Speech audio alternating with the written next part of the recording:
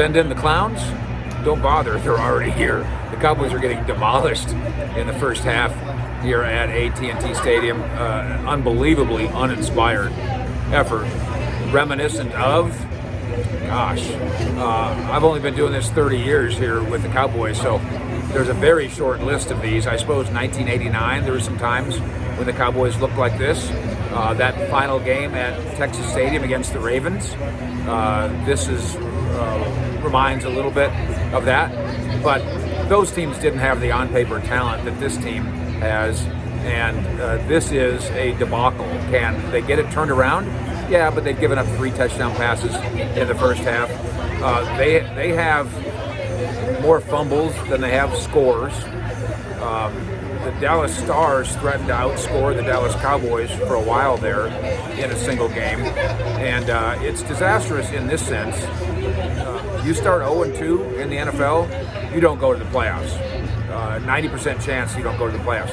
Dallas is at Seattle next week. You start 0-3, and there's a 98% chance that you don't go to the playoffs. Let's see if Mike McCarthy and this bunch can get it turned around.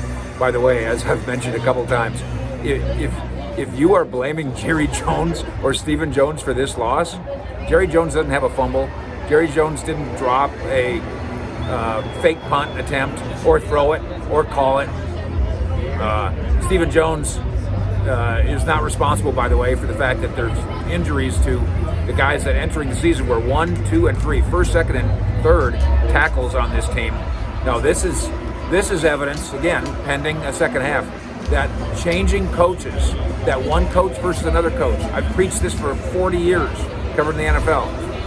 It is not a panacea. It is not a magic wand. Harry Potter doesn't jump on a stick and roll into town and all of a sudden perform magic. Jason Garrett ran out of time, and we ran out of patience with him, and it was time.